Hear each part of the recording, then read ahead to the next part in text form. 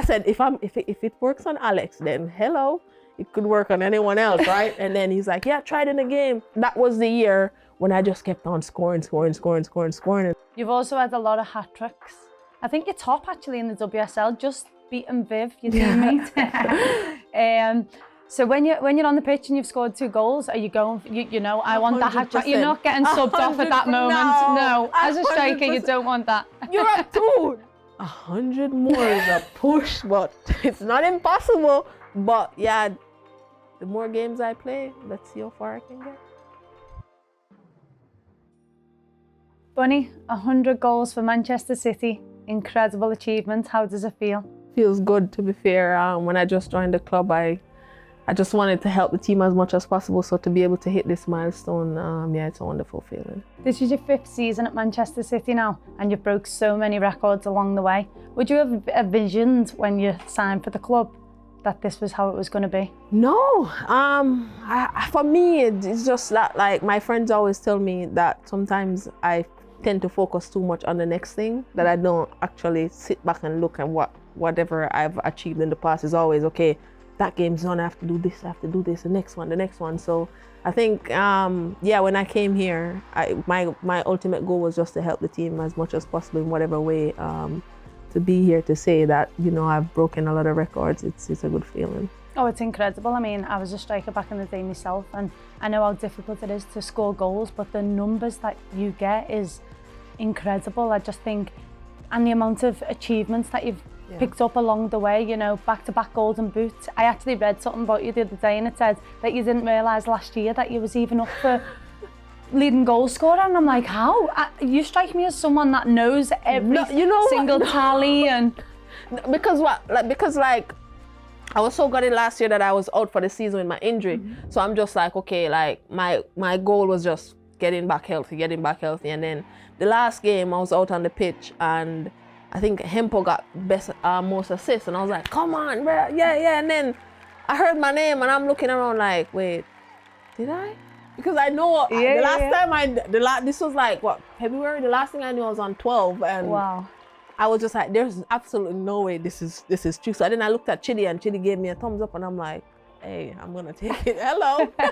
But now that you've got that record of back-to-back leading goal scorers, are you going for it this year? Is it something you focus on at the beginning of the season, that I want to be there at the end of the season, or does it just happen progressively? I think it happens progressively because I set goals for each game. So I'm like, okay, in this game, how can I affect this game? What do I need to do? And I'm one that I actually watch back myself and see how best I can improve. And sometimes I may even score a hat trick, and then I'm like, okay, but that one that I missed hurt me so bad compared to all the 3 that I scored. It could be a really good goal that I scored, but if I miss a goal that I think I should have scored, it affects me really bad. So I tend to just always look at that and see how best I can improve. And sometimes I don't score, but in the games that I don't score, am I affecting the defenders? Am I affecting the back line? So I think just by doing that and focusing on those things, helping the team, the goals come as the goal come. One by one, they all add up at the end of the season. So I think that's just how I focus on it. That's what I was going to say to you as well, like going into the game. Is your mindset purely, how can I score a goal today? Like, is it frustrating if you come off the pitch and you haven't scored? Or is it, okay, the team's done well, what can I do next game better? I think for me, it's always like, I go in every game want to score, because at the end of the day, I'm a striker and a team look for the strikers to score goals, but sometimes it's just not going to happen. You're not going to score in every game. But I think I have games where I score and I'm not happy. And I have games where I don't score, but I'm really happy because one, the team has won the game, and that's the most important thing for me. But I think in that game, the goals probably the space that I thought I had, I don't have it, but the other players around me have it. So I think I just tend to just look at my overall performance and see if I gave my best today, and if I gave my best, how much I can improve and get better. You've also had a lot of hat tricks. I think you're top actually in the WSL, just beating Viv, your teammate. So when you're on the pitch and you've scored 2 goals, are you going, I want that hat trick? You're not getting subbed off at that moment. No, as a striker, you don't want that. You're at 2. Especially if you get them early in the game, you're like, okay, there's a high chance that I could get another one, and when I get another opportunity, I have to score. And I think also that, like, I think for me, I think the players that I have around me, we create high standard for each other. For example, a Hempo, I've been playing with Hempo for a while. If Hempo put a bad cross in, she's gonna hear from me. And if she puts a good cross in and I don't score, I'm gonna hear from her. So I think just having that standard definitely helps me as well to know that, okay, be ready for when these balls come in, because if I don't score, I'm not gonna hear the end of it. So I think just keeps me on my toes as well and keeps me sharp. On that note, where are the hat-trick balls? Do you keep them? Do you still keep them as tradition? No? They're actually at home, you know. Yeah. They're actually at home. Some of them are soft now because it's it's been a while, but yeah, I actually have them at home. I used to give mine, well, I only had about 3 in my career, but I give them to the next door neighbour, the little boy, so don't know where they are now. But yeah, great to keep. I mean, when you look back at the end of your career and you can see all the stuff that you've won. You know what's funny? So my mum recently went back to Jamaica, so all the balls was in the bag that I wanted to give her. So I'm like, okay, Mom, hold that bag, and I throw all the balls. And I was just throwing, and she was like, oh my God, how many balls do you have? And that's when I realized that, oh wow, like I've actually scored a lot of hat-tricks. Incredible, isn't it? Imagine having that feeling, just packing them all away. Here's Buddy Shaw, who's on for the hat-trick. Buddy Shaw into the penalty area. What a chance and what a goal for Buddy Shaw. A hat-trick for Buddy Shaw. Is there any key moments that stand out on your journey so far with Manchester City, whether it be one of your best goals or trophies, or what's been your standout? I'll probably say my first year. I think my first 5-6 months was very difficult because I'm coming from a team in France that there's just freedom. You just play, you just enjoy the game. And when you come into a system that's very detailed and very structured, where you have to be in certain positions at certain times, I found it very, very difficult.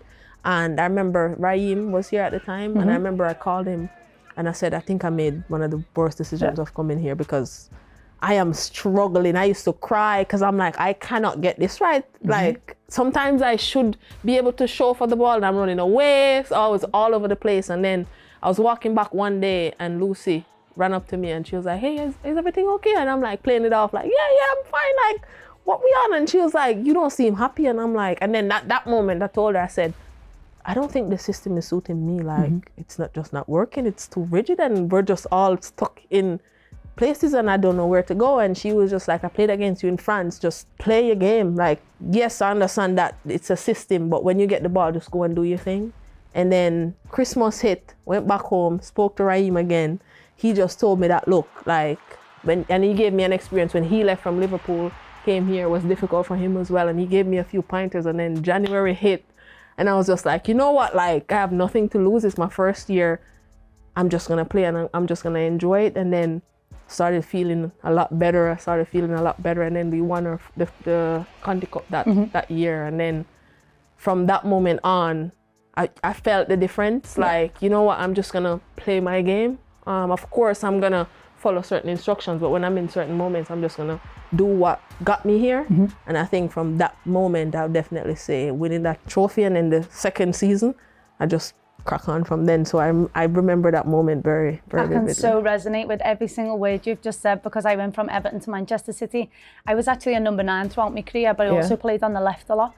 And I actually think that's why I wasn't City's number 9, because people away from football sometimes don't realise the amount of discipline that goes into being the number 9 at someone like Manchester City. For me, I was the number 9 at Barcelona when I left Manchester City, and it's obviously a similar philosophy, structure. It's very disciplined in what you do. And I was the same. I cried for 6 months because you're so isolated. You're not bringing. I'm thinking, why have they signed me? I'm not even touching the ball. I'm getting limited opportunities. Like, it's so frustrating. So I can totally understand that. But then when you look at where you are now, have you had to adapt? Is it a case of managers have seen your strengths and tried to incorporate that a little bit more? Has it been a bit of both? I think at the end of the season, I had a conversation with Gareth at the time, and I'm like, why am I here? Like, why am I here? And obviously he gave me all the reason why he thinks that, like, I'll be good for the future. It's my first year. I'm too hard on myself. And I explained to him, I said, like, for me, I love crosses. That's my thing. I love when the ball's coming in the box, and it was just not happening. And I think sometimes I drop too deep, the cross come in, I'm not there, I'm late, and I'm just like, this ain't for me. And then I think I spent extra time off the pitch, and I did a lot with Lauren Hemp, trying to know where she's gonna cross and certain movements and stuff. And then I think just them extra bits after training help, because when we arrive in the game, I know I could close my eyes and play with Hempo now because we've spent so much time together. And I think like that too, having relationships with the players definitely helped. But yeah, having a conversation with Gaz and explaining, him telling me why he brought me in, and I'm telling him, if you want to get the best out of me, these are some of the things that I really think I'm good at. And this is what we've got, 100 goals later. Yeah. How much of an impact have your teammates had on you to get you to this achievement? Oh my God. And also not just your teammates, but I've also heard you speak in the past about Shaun Goater, someone I also worked with when I first come to Manchester City, and it takes a lot of people around you at the club to help you. So how much of an impact have they had? I think having the quality around me makes me look good. I always say that. Sometimes I just stand there and the ball just comes perfect and I just have to just move my head. You're playing it down. I've seen some of your finishes. No, yeah. I mean, some of them is difficult, but I understand. The services. Yeah, the services that I get, it's world class, if I'm being completely honest. And with Shaun, you know what? He came around the team for a little bit, just a little bit. And then the next season, I think 2 years ago, he told me that he was gonna be full-time with us. And boy, when I tell you, I spent time with Shaun, like, amazing. I think he helped my game to improve. I was here and he brought me to the next level. Like, he made me see things that I never thought in my life. I'm just like, Shaun, I don't think that's gonna work. And he's like, try it in practice. I promise you it's gonna work. I've been there before, Bunny. And I was like, okay, let me see. And then I would do it in training. And mind you, I'm going against Alex, which is one of the best defenders. So if I'm going with Alex and I'm getting by, surely when the games comes, it will work. So I'm like, okay, Shaun, I think this might work, and I'm gonna try it in a game. I said, if it works on Alex, then hello, it could work on anyone else, right? And then he's like, yeah, try it in a game. That was the year when I just kept on scoring. I think Shaun definitely elevated me as a striker from one level and brought me to the next. Well, I'm going to say I am so glad that Shaun's information reached you, because I've got a story about Shaun. We was in Platt Lane, which was the training ground we used before we got this amazing facility. And Shaun actually come up to me and they were crossing the ball into me, and Shaun's like, I just want to tell you a couple of points. And I'm like, okay, Shaun, like willing to listen, knew all about how amazing he was for Manchester City. And he's like, just watch the flight of the ball, like when it spins, like, and that's when you attack it.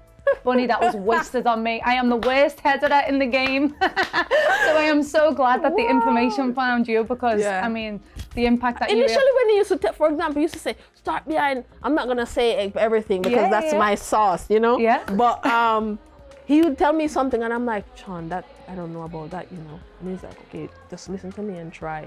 No, Shaun tells me to jump, I say, oh, hi. Because I've seen his points work in games, and certain movements he would tell me to do, I would just do it in games. Even if I don't score, it creates space for other players, and we'd laugh after the game like, that one, I told you about that one. But yeah, really good relationship with Shaun. How would you explain your style of play, Bunny, if you could, in a roundabout way? I know everyone knows you for your goals. I personally, when I watch you, analyse like your areas you're doing well. And for me, I think the work that you do off the ball is incredible. Like the press and the high press, that was more my game, a high press. So I appreciate that so much, the work that you do. I've seen it a lot this season also. But yeah, even you're just a nightmare for defenders. You are an absolute nightmare. And I think for me, that's what I tried to do in every game. I said, how can I make these defenders' life very difficult? That's when I go in every game. That's my goal. Like, how can I make this game absolutely a fight for them? Love that. Every game. Some games obviously are difficult depending on the team we play. Some teams drop back and there's no space in between, which space comes wide. When the ball goes wide, I know that, okay, you ain't gonna beat me in the air because this ball's gonna come in and I'm gonna beat you there. Ooh, you heard that? That's a rhyme there. But yeah, I think for me, when I go in each game, that's why I try to approach it. Like, how can I make you miserable? I think it's very unique that you have so many attributes around your game that, you know, even you're saying you don't know what you're going to bring that game because it's what the game demands and what your coach says. And so how would defenders know? So they're thinking, is she going to go being behind? Is she going to be short? So yeah, I can see definitely why you're the defender's nightmare. Bunny Shaw now, up against Catley. Lays it back to Benny. Breaks for the substitute. Who fires it in? Is there any specific goals that stand out? I seen you on for against Liverpool last year. I think that's one of my best goals I've scored. Is it because it was outside the box? No, I don't know. I think when the ball came in, I think the touch that I touched it between the defender, and the ball just popped up, and I was never gonna pass that ball. The way it popped up, I'm just like, I'm gonna put my foot through this. You caught it so sweet. And as soon as it left my foot, sweet. I'm like, yeah, this is definitely going in. But I think that was one of my, if not the best goal I've scored. It's Bunny Shaw. Goodness me! The league's top scorer scores all kinds of goals. This is up there with the very best of them. Wow. I also see when you say about crosses to the wide players as well, that you're saying you don't like them driven, you like them more lofted, because you know that you can beat these defenders. And for me, that is the 1% difference between, you know, like that detail and telling your players that information is just, that's what's going to make you score the goal or not score the goal. And you can see why you're in the box. And also I think that like there's a mixture as well, because let's say a Mary, for example. Mary can do both. She's good on left and right. She can whip the ball in, she can float it. She's just an all-round very good player. But I think me communicating that to her based on what she's good at definitely helps as well. Yeah. Because what if she can't really float the ball, or what if she's better driven? Then I have to kind of adjust. So it's like we meet halfway. I love a floated cross. I just attack it, I think. I'll have to watch it. I could have known all this information 10 years ago. Obviously, there's so many highs, but there's obviously a few setbacks along the way as well. How do you deal with, you say you had a big injury last year, frustrating. I know myself, when you're on the sidelines, you just want to be out there with the team. How do you deal with that mentally? I know, you know, it was very difficult, like setbacks, or sometimes not just injuries and stuff, but stuff outside of football as well. It's very difficult. And mind you, like, I have family here, but my core family is back home in Jamaica. So like, I'm literally here sometimes just on my own. And I think it gets lonely and it gets dark, because you tend to think you have so many negative thoughts in your brain. And I think for me, having a psychologist definitely helped me throughout my injury, for sure. We've had a lot of conversations. I remember the first time they said, Bonnie, I think you need to speak to someone. I said, nah, I'll be fine. Like, nah, I don't need to speak to anyone. And they're like, just first session. And I was just like, okay. And I just went in and I just stared, and he's there and I'm here. And I'm like, hello. And he was just like, hi, how are you? And I'm like, good. Our conversations were sharp and short, because I just didn't want to be there. And then I left, and then Emma, she said, how was it? And I said, I don't think I think I want to try again. Because growing up and how I've been, I've never really like sat down and opened up to someone and explain and express. And it's always about just keep it in, focus on the next thing. It's going to be fine, however you feel. And I think just by having the sessions, and after the second session, I said, okay, I'm doing this 3 times. I'm just going to tell you everything in 3 sessions. Help me out. So he's like, that's not how it works, Bunny. And then the 3rd session, he said to me, I think we're gonna have to do multiple sessions with you. And I was like, is it that bad? And he was like, I think that each time I speak to you, there's always something different. Because, and for me, it's just that I just speak. I went there and I just have the conversation like, oh, we're having a conversation here. And before you know it, you don't think about it, but then you're like, wow, you leave that session like, I left a lot in there. Like, the burden feels less. I feel like I can speak to someone and express what I'm going through, and them helping to find ways to help me off the pitch, so that when I go on the pitch, I don't feel so clustered and so like heavy. And I think that's the biggest thing and the most important thing that I've always taken. Even in my best moments, I still speak to them, because that's the next thing. I felt better and I was just like, okay, off you go. I'm back, I feel good, I feel better. But then I start to realize that that's not how it works. Sometimes in your good moments as well, you need to still express and let things off your chest. And I think having a psychologist definitely helped me throughout the difficult times with my injuries and stuff off the pitch. I think that's why we see the best of you on the pitch, Bunny, because you're really tapping into all these areas that help you be the player that you've been. And it's no surprise, you know, success doesn't just come overnight, and it doesn't just happen by chance. You know, you have to put in the work in all these areas. So there's great credit for you opening up about that and sharing that with us.